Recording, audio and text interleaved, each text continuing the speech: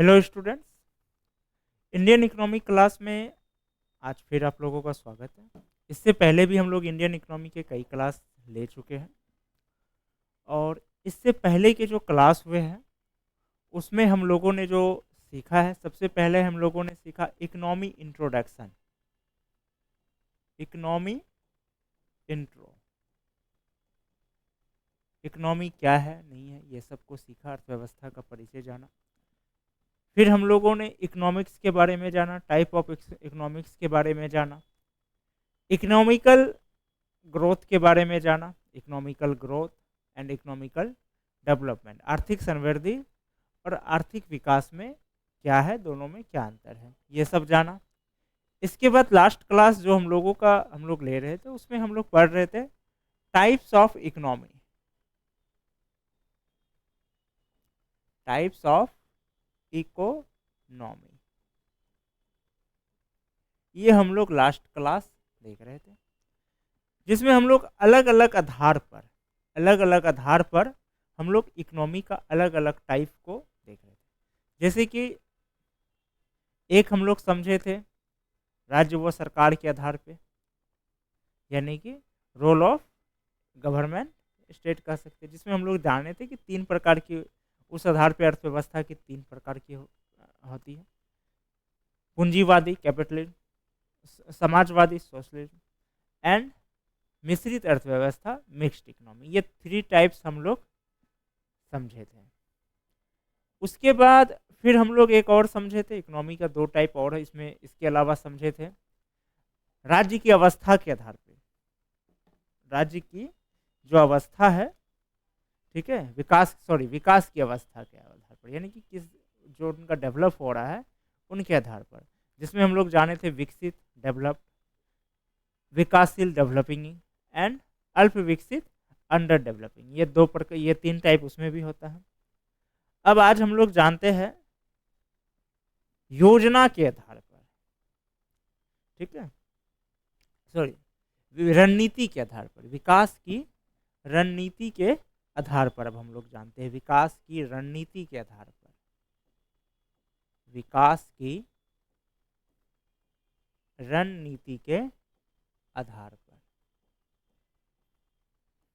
ठीक है, strategy of developing.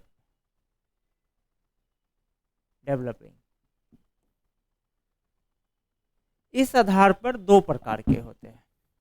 पहला होता है योजनाबद्ध प्लानेट, जिसको कहते हैं, इसी को योजनाबद्ध को ही हम लोग नियोजित अर्थव्यवस्था भी कहते हैं। तो एक होता है योजनाबद्ध प्लानेट इकोनॉमी, योजनाबद्ध, ठीक है, योजनाबद्ध, इसी को नियोजित अर्थव्यवस्था भी कहा जाता है, इसी को नियोजित अर्थव्यवस्था भी कहा जाता है, ठीक है। और दूसरा होता है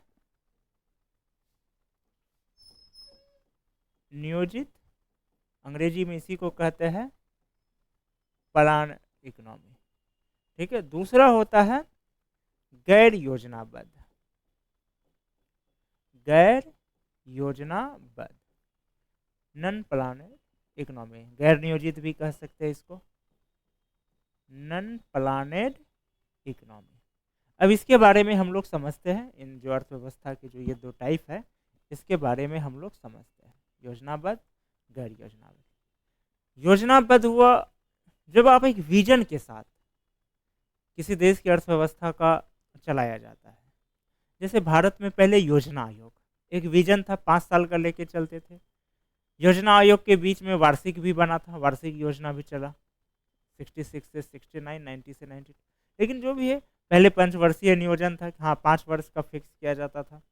एक कमेटी थी वो डिसाइड करती थी, फिर जाता था राष्ट्र विकास परिषद, राष्ट्र विकास परिषद फिर उसको अनुमोदित करता था, फिर राष्ट्र विकास परिषद के अनुमोदित करने के बाद उसको अमल में किया जाता, फिर उसका मूल्यांकन किया जाता था, हर 5 साल में उसका मूल्यांकन होता था। और हम लोग मूल्यांकन के बाद फिर हम लोगों को जो है अपना पता चलता था कि हाँ जो पंचवर्षीय योजना हम लोग लेके चल रहे थे उस पर हम लोग कितना प्राप्त किए, नहीं किए, क्या था लक्ष्य, क्या था, क्या प्राप्त हुआ, ये सब होता था। अभी क्या हुआ, योजना आयोग को ही अब कन्वर्ट हो गया है किसमें, नीति आयोग में। अब ये कन्वर्ट क्यों हुए ये आगे हम लोग पढ़ेंगे, जब आगे का क्लास, जब योजना आयोग के बारे में हम लोग विस्तार से पढ़ेंगे, योजना आयोग के बारे में आगे की क्लास में विस्तार से पढ़ेंगे, तो उसमें हम लोग समझेंगे कि आखिर क्यों योजना आयोग को नीति आयोग में परिवर्तित करना पड़ा, क्या जरूरत थी। तो यही हुआ प्लानेड इकोनॉमी, यानी कि जहाँ डेवलपमेंट का एक विजन एक लेके चल रहे, जैसे योजना आयोग था 5 साल के लिए, अभी NITI Aayog 3 year 7 year 15 year एक विजन के साथ चल रही है। यही हुआ प्लान्ड इकोनॉमी। और जब आपका कोई विजन नहीं है, कोई एक विजन के साथ आप नहीं चल रहे हैं, बस विकास किए जा रहे हैं, तो उसी को कहा जाता है नॉन प्लानेड इकोनॉमी, गैर योजनाबद्ध। अब इसको ऐसे समझिए, एक स्टूडेंट है, वो क्या किया कि उसका, जैसे कि वो 12वीं का परीक्षा दिया, उसके बाद वो एक फिक्स कर लिया कि हमको क्या करना है, सिविल सर्विस की तैयारी करना है। जैसे वो फिक्स कर लिया कि हाँ सिविल सर्विस की तैयारी करना है।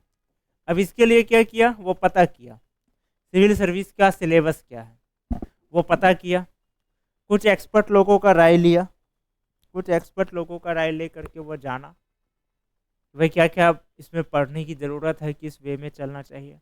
फिर वो फिक्स किया कि देखो हमको पार्ट 1, मेरा ग्रेजुएशन का पार्ट 1 होते होते हमको क्या करना है, हमको एनसीईआरटी 6 to 12 कंप्लीट कर लेना है, एनसीईआरटी 6 to 12 कंप्लीट कर लेना है। फिर वो डिसाइड किया कि जब जब पार्ट 2 होगा, मेरा पार्ट 2 होते होते हमको क्या करना है, यूपीएससी का जो प्रीवियस ईयर है उसको पढ़ लेना है, समझ लिए।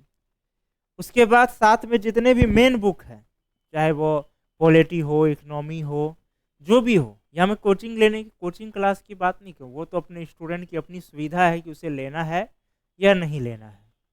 वो एक डिसाइड किया कि पार्ट 2 होते होते को क्या करना है, यूपीएससी का प्रीवियस ईयर पढ़ लेना है, साथ में जितने मेन बुक है इसको पढ़ लेना है।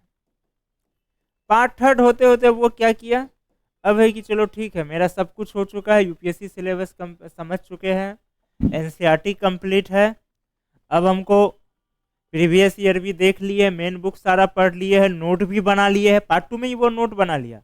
अब क्या करना है, अब हमको आंसर राइटिंग प्रैक्टिस करना है, वो आंसर राइटिंग प्रैक्टिस कर रहा है। अब इसके बाद ग्रेजुएशन हुआ, फॉर्म भरा, अब उसको इच्छा है कि हाँ अब हम किसी इंस्टीट्यूट से जुड़ करके आगे का करें या नहीं करें, या उसको इच्छा हुआ कि हम पार्ट 1 से ही किसी इंस्टीट्यूट से जुड़े। वो स्टूडेंट का अपना सुविधा, उसको जैसा सही लगता है उस हिसाब से वो डिसाइड, लेकिन जो भी है वो एक विजन के साथ चला। या फिर कोई इंस्टीट्यूट है, कोई जो कि एक आपको विजन दिया कि हाँ चलिए आप अंडर ग्रेजुएट हैं, आप आइए हमारे यहाँ बैच में एडमिशन लीजिए 3 ईयर का। इसमें क्या करेंगे, तो पहला जो 6 महीना होगा हम आपको एनसीईआरटी कंप्लीट कराएंगे, फिर 1 साल हम क्या करेंगे, आपको जितना मेन बुक है उसका यूपीएससी सिलेबस के अकॉर्डिंग नोट्स प्रोवाइड कराएंगे और उसको पढ़ाएंगे। फिर अगला 6 महीना क्या होगा, आपका आंसर राइटिंग प्रैक्टिस होगा, एमसीक्यू प्रैक्टिस होगा। आपको एक इंस्टीट्यूट अपना एक विजन दिया। अब एक क्या होता है, अब स्टूडेंट पढ़े जा रहा है, अच्छा चलो ठीक है, पढ़ना है एनसीईआरटी पढ़ना है, कोई बात नहीं, आज फ्री हुए पढ़ लिया। आज मन हुआ चलो अभी हिस्ट्री शुरू करते, अब हिस्ट्री शुरू कर लिया है, चलो ठीक है पढ़े जा रहे हैं। मन हुआ 1 सप्ताह में भी कंप्लीट कर दिए, अब मन हुआ 2 साल में भी नहीं हो रहा है। और एक क्या है कि उसको पता है कि हमको 1 साल के अंदर करना, वो अपना फिक्स कर लिया है। एनसीईआरटी 6 to 12 में जैसे 3000 पेज का नोट्स हमको पढ़ना है, 365 दिन है, चलिए 65 दिन हम छुट्टी कर, हमको पर डे सिर्फ 10 पेज ही पढ़ना है। तो यही हुआ योजनाबद्ध।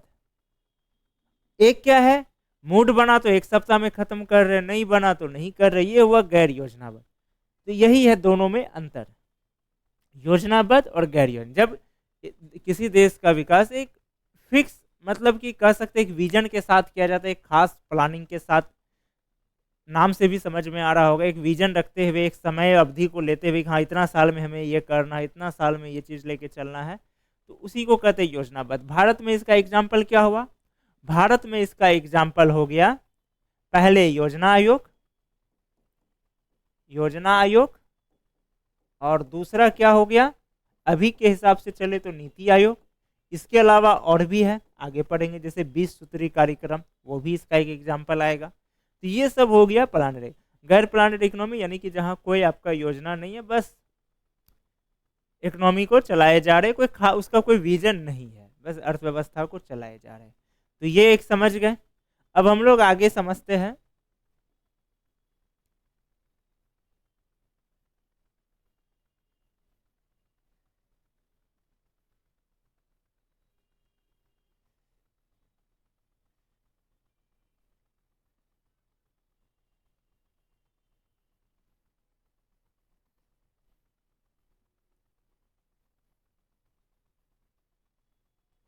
नेक्स्ट है निर्भरता के आधार पर। जैसे अब अमेरिका है, ब्रिटेन है, भारत है, पाकिस्तान है, चाइना है, लेकिन सबका अपना अपना स्थिति अलग है। तो निर्भरता के आधार पर भी किसी देश की अर्थव्यवस्था 3 प्रकार में बांटते हैं। 3 प्रकार में हम लोग बांटते हैं। पहला,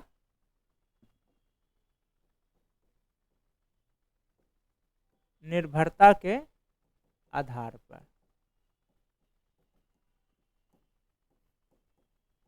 बेस ऑन डिपेंडिंग। ठीक है। सबसे पहला आत्मनिर्भर, यानी कि जो सेल्फ डिपेंडेंट है।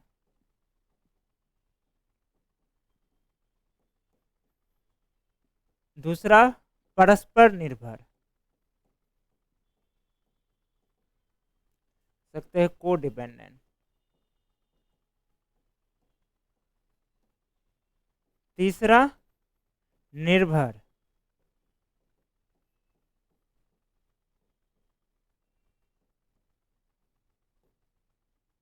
आत्मनिर्भर अर्थव्यवस्था किसी देश का तब कहते हैं जब वो देश उनकी जो आवश्यकता है उसको वो पूर्ति करने में पूरी तरह सक्षम है। जैसे कि आवश्यकता से मतलब, जैसे जो उस देश की जो जनसंख्या है उनको जो व्यवस्था चाहिए, रोटी चाहिए, कपड़ा चाहिए, मकान चाहिए, एक अच्छी स्वास्थ्य चाहिए, सड़कें चाहिए, जो एक गरिमामय जीवन जीने के लिए होना चाहिए, स्कूल। उसके बाद अगर आप आपदा वगैरह आ रहा है उससे लड़ने की क्षमता, जो प्राकृतिक आपदा आ रही है उससे लड़ने की क्षमता होनी चाहिए। आपको अगर किसी प्रकार का इकोनॉमिकल क्राइसिस आ गई है अचानक, जैसे मंदी आ गई है, कुछ भी हो गई है, उससे लड़ने की क्षमता। केवल खाने पीने तक नहीं होता है, ऐसा नहीं कि सिर्फ खाना पीना में कोई निर्भर है तो वो आत्मनिर्भर है, बिल्कुल नहीं। आपको अगर विदेशी, अगर आपको जो पड़ोसी, ये आपके जो दुश्मन देश है, या फिर कह सकते हैं पड़ोसी देश, नेबर कंट्री, या नेबर कंट्री के जगह कहना चाहिए दुश्मन देश, अब कोई भी हो सकता है, वो आप पर अटैक कर रहा तो अपने आप को सुरक्षा कर, यानी कह सकते हैं कि अपने बॉर्डर को सुरक्षा करने की क्षमता, आपको खुद ही बॉर्डर को, अपने बॉर्डर को सुरक्षा, और सभी सिर्फ आपको मैदानी बॉर्डर नहीं है, आपका जो समुद्री सीमाएं है, प्लस जो आपका जो आपका मतलब वायु सीमा हुआ, बाहर से पता चला कोई, अब किसी देश का पता चला कि मिलिट्री बहुत स्ट्रांग है, मिलिट्री पूरा तैयार है, लेकिन ऊपर से आया, अटैक करके चला गया, स्ट्रांग जैसे का तैसे रह गया। तो जब कोई देश जो उसकी आवश्यकता है, उस देश की जनसंख्या को, उस देश की जो भी आवश्यकता है उसको पूर्ति करने में यदि वो सक्षम है, यदि वो स्वयं ही सक्षम है, तो कहते हैं कि वो देश आत्मनिर्भर है, सेल्फ डिपेंडेंट। चाहे वो स्वास्थ्य को लेके हो, आपदा को लेके हो, शिक्षा को लेके हो, भोजन को लेकर के हो, सुरक्षा को लेकर के हो, किसी भी चीज को लेकर के हो। अब है क्या, दूसरा है परस्पर निर्भर। परस्पर निर्भर तब कहते हैं जबकि हम पूरी तरह से नहीं है, लेकिन इतना है कि हम कुछ ना कुछ कर सकते। इसको ऐसे समझिए कि हमारे पास धान है, चावल बनाने का नहीं है, लेकिन धान हो रहा है, तो हम क्या किए, किसी देश से डील कर लिए, चलो ठीक है हम धान दे रहे हैं, तुम उधर से चावल बना करके हमको दे दो। मान के चलिए 2 देश हैं, इसको ऐसे समझिए, भारत है, अमेरिका है। भारत क्या कर रहा है, इसको दे रहा है धान। अब ये कहा चलो ठीक हम तुमको चावल बना के दे रहे हैं, ठीक है। अब ये कुछ चावल ये भी रख लिया, अमेरिका क्या किया, इसको 100 ग्राम धान दिया, मान के चलिए 50 ग्राम चावल, उससे 80 ग्राम चावल निकला, 50 ग्राम 40 ग्राम ये रखा, 40 ग्राम इसको दे दिया, भारत को दे दिया। अब अगर अमेरिका को धान नहीं देगा, ये सिर्फ एग्जाम्पल के लिए है, तो भारत यदि अमेरिका को धान नहीं देगा तो इसको भी ये 40 ग्राम धान नहीं मिलेगा, और ये 40 ग्राम चावल नहीं मिलेगा। भारत अमेरिका कहेगा कि नहीं हम हमको जो है पूरा चाहिए, हमको नहीं चाहिए तुम्हारा धान, तो ये बेचारा चावल इसको नहीं मिल पाएगा। और ये कहेगा नहीं मेरे पास धान है, हम ज़्यादा बड़ा किंग हम हुए, तो धान तो खाया जाएगा नहीं। तो जैसे ये मशीन को नहीं खा सकता वैसे ये धान को नहीं खा सकता है। तो इसी को कहा जाएगा जो होता है परस्पर निर्भर, यानी कि कुछ चीज़ों के लिए हम है और कुछ चीज़ें क्या है कि उसके लिए हम निर्भर है, या फिर उसके हमारे पास कुछ ऐसा है जिससे हम दूसरे की सहायता से अपने उपयोग की वस्तु बना सकते हैं। यानी हमारे पास धान है, किसी के पास मशीन है तो हम चावल बनवा लिए, या फिर हमारे पास धान है, अमेरिका में सिर्फ गेहूं का उत्पादन हो रहा है, इसके पास गेहूं है, हम इससे गेहूं ले लिए, इसको धान दे दिए, यही हुआ परस्पर निर्भर। अब तीसरा आता है निर्भर। इसमें है कि हमारी जब किसी देश को जो भी आवश्यकता है उसमें वो पूरी तरह से वो पूर्ति करने में विफल है, जब तक दूसरा देश कर्ज ना दे या उसको सब्सिडी ना दे या उसको जो है खाने पीने का ना दे, यानी उसको वो पूरी तरह से दूसरे देश पे निर्भर है। जैसे बहुत सारे अफ्रीकी देश, वर्तमान समय में अपना एक पड़ोसी देश भी उस स्थिति में पहुंचा हुआ है। तो ये हो गया निर्भर, यानी कि जब आपको अपनी पूर्ति के लिए जो आपकी जो आवश्यकता है उसकी पूर्ति के लिए पूरी तरह से दूसरे पर निर्भर रहना पड़ता है, तब उसको कहते हैं निर्भर अर्थव्यवस्था, डिपेंडेंट इकोनॉमी। ये हो गया निर्भर अर्थव्यवस्था, ठीक है। अब हम लोग देखते हैं समय के आधार पर।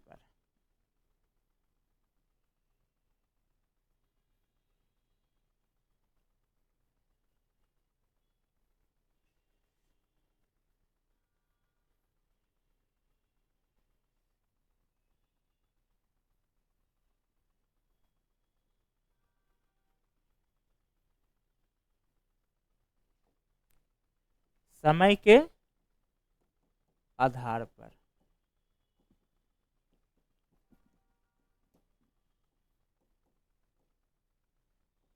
बेस्ड ऑन टाइम पीरियड, यानी पीरियड के आधार पे कह सकते हैं। जैसे यदि हम भारत के इतिहास को बांटें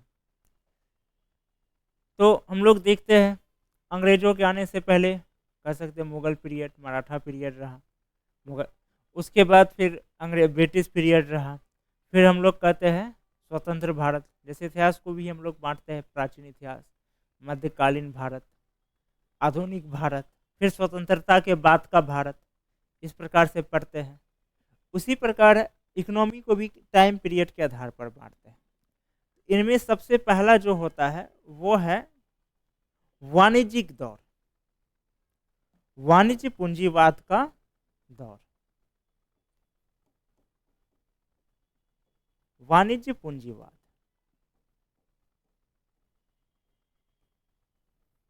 इसमें क्या था, धन का संग्रह, यानी ये वो दौर था जबकि औद्योगिकरण के पूर्व का ये दौर है, साम्राज्यवाद कहिए या औद्योगिकरण के पूर्व का। उस समय चूंकि ये आधुनिक अर्थव्यवस्था के जो पिता है वो कहा जाता है किसको, एडम स्मिथ को, जो यूरोपियन थे, अंग्रेज थे। अब वो जो अर्थव्यवस्था का रचना की है तो उन लोग अपने आधार पर किए। तो यूरोप में 15वीं-16वीं शताब्दी का जो दौर था वो इसी का दौर था। इसमें होता था कि राजकोष में अधिक से अधिक धन कोष का संग्रह करना है, इसी को कहते हैं वाणिज्यवाद का दौर। ठीक, उसमें क्या उद्देश्य था कि राजकोष में अधिक से अधिक धन कोष का संग्रह करना है। फिर क्या हुआ, मशीन का आविष्कार हुआ। मशीन के आविष्कार के बाद क्या हुआ, ब्रिटेन में औद्योगिक क्रांति आई। औद्योगिक क्रांति के बाद क्या हुआ, बाजार को ओपन छोड़ दिया गया, जो मार्केट है बाजार को ओपन छोड़ा गया, ठीक है। जिसके बाद क्या हुआ, अब जब बाजार का ओपन छोड़ दिया गया तब किसका दौर शुरू हुआ, पूंजीवाद का। बाजार को जब ओपन छोड़ा गया, कैपिटलिज्म, इसी का पिता किसको कहा जाता है, एडम स्मिथ, पूंजीवाद अर्थव्यवस्था। यानी अब बाजार को पूरी तरह से ओपन छोड़ दिया। अब इसमें क्या हुआ, अब पहले क्या था, पूरा कंट्रोल किसके हाथ में रहा, राज्य के हाथ में। उस समय सिंपल उद्देश्य था राज्य को उसमें अधिक से अधिक धन का संग्रह करना। फिर क्या हुआ, औद्योगिकरण आया। औद्योगिकरण के उपरांत क्या हुआ, अब बाजार को कहा गया कि छोड़ दीजिए, ठीक है। इसी को कहा जाता है पूंजीवाद का दौर। जब बाजार को छोड़ यानी मार्केट को पूरी तरह से ओपन छोड़ा गया, उसी को कहा जाता है पूंजीवाद का दौर। फिर एक समय ऐसा आया जबकि पूंजीवाद पूरी तरह से अर्थव्यवस्था चरमरा गई। वर्ल्ड में एक भयंकर मंदी आई, पूरे वर्ल्ड इकोनॉमी में एक मंदी आई। और इस मंदी के बाद क्या हुआ कि जो ये पूंजीवाद अर्थव्यवस्था है ये चरमरा गई, जो कैपिटलिस्ट इकोनॉमी थी ये चरमरा गए। बहुत सारे जो इकोनॉमिस्ट थे, अर्थशास्त्री थे, वो इस बात पे नाराज भी हुए कि आप बाजार को क्यों छोड़ दिए पूरी तरह से, ठीक। तो इसी को कहा गया संक्रमण का दौर। संक्रमण का दौर में क्या हुआ कि बहुत सारे देश पूंजीवाद से ये समाजवाद की ओर गए, ठीक है, सोशलिज्म। कुछ जो है वो मिश्रित अर्थव्यवस्था को अपनाए। वो क्या अपनाए, मिश्रित अर्थव्यवस्था को, ठीक है, मिक्स इकोनॉमी को अपनाए। कुछ सोशलिज्म को अपना लिए, समाजवाद अर्थव्यवस्था को गए। कुछ जो होते हैं मिश्रित अर्थव्यवस्था को अपनाए, यानी कि जहां निजी और सरकारी दोनों मिलके करेंगे। लेकिन कुछ देश ऐसे रहे जो फिर कहा कि नहीं, पूंजीवाद को ही फिर ही रखेंगे, बस इसको शुरू किया जाए। अब इसको अपने निगरानी में रख करके इसको फिर से शुरू किया। वो अपना क्या किया, राज्य क्या किया, मार्केट को कुछ धन कोष दिया, जो कंपनियां थी उसको धन कोष दिया, नए नए कंपनियों को खड़ा किया गया और कहा कि नहीं हम लोग पूंजीवाद पर ही चलेंगे, लेकिन अब जो पहली वाली गलती है नहीं करेंगे, अब इसको अपने कंट्रोल में रखेंगे, इस पर नज़र बनाए रखेंगे और इनको फिर से खड़ा करने का प्रयास करेंगे। तो फिर से जो खड़ा करने का प्रयास किया गया, इसी को कहा जाता है नव उदारवाद का दौर, ठीक है। उसके बाद फिर क्या हुआ, वर्तमान समय में जो है इसको कहा जाता, वर्तमान समय में जो अर्थव्यवस्था, इसको कहा जाता है रेगुलेटिंग इकोनॉमी, संचालक अर्थव्यवस्था। अभी वर्तमान समय में जो चल रहा है, जो दौर चल रहा है, इसको कहा जाता है संचालक अर्थव्यवस्था का दौर, ठीक है, regulating economy, period of regulating economy. यानी कि अब हम लोग अपने हिसाब से इकोनॉमी को रेगुलेट कर रहे हैं, जब जैसा जो होता है उस हिसाब से ढलते जा रहे हैं, जब जैसा जहाँ जो जरूरी रहा उसी हिसाब से इकोनॉमी का फॉर्म स्ट्रक्चर को चेंज करते, इसीलिए कहा जाता है रेगुलेटिंग इकोनॉमी। आज के डेट में अब सब कुछ क्या है, रेगुलेट हो रही है, क्योंकि अब उतने टेक्नोलॉजी आ गई, उतनी व्यवस्था आ गई है, चाहे अब बैंक हो, एक ऐसा बैंकिंग व्यवस्था उस तरह का आ गई है, अब बहुत सारी चीज़ें आ गई इकोनॉमी में, ऐसे बहुत सारे बैंक हो गए, टैक्स हो गए, इतने प्रकार के अब आ गए हैं, इंटरनेशनल रिलेशन हो गए, ग्लोबलाइजेशन हो गए, कि अभी जो इकोनॉमी है वो क्या है, संचालक अर्थव्यवस्था का दौर, रेगुलेटिंग इकोनॉमी। तो ये अर्थव्यवस्था का प्रकार हुआ। इन सब का जो नोट्स है वो आप लोगों को अवेलेबल हो जाएगा आपको एप्लीकेशन में वीडियो के साथ। और पिछले कुछ दिनों से आप लोगों को लाइव क्लास में लाइव सेक्शन में प्रॉब्लम आ रही होगी, एप्लीकेशन में जो लाइव सेक्शन इसमें प्रॉब्लम आ रही होगी, वो अब एक्चुअली कुछ कोडिंग प्रॉब्लम हुई थी एप्लीकेशन में, अपडेट में डाल दिया गया है। मे भी 1 से 2 दिन में अप्रूवल मिल जाएंगे। उसके बाद सारे पुराने क्लास जैसे के तैसे मिलेंगे और नए वाले भी।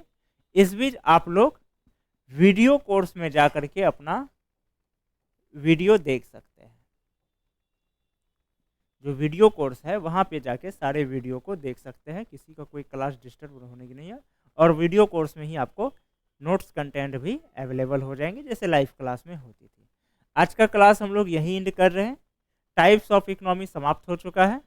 अब हम लोग कल से जो है पढ़ेंगे भारत में योजना का इतिहास। जो जैसे भी नीति आयोग है, नीति आयोग से पहले योजना आयोग थी, योजना आयोग से पहले भी कई प्रकार के योजना का जो होता है कह सकते हैं कि कमीशन बन चुके हैं, या फिर ऐसे कई टीम बने जिन्होंने कि भारत की इकोनॉमी को लेके अलग अलग राय दिए। तो कल के क्लास में हम लोग पढ़ेंगे भारत में योजनाओं का इतिहास।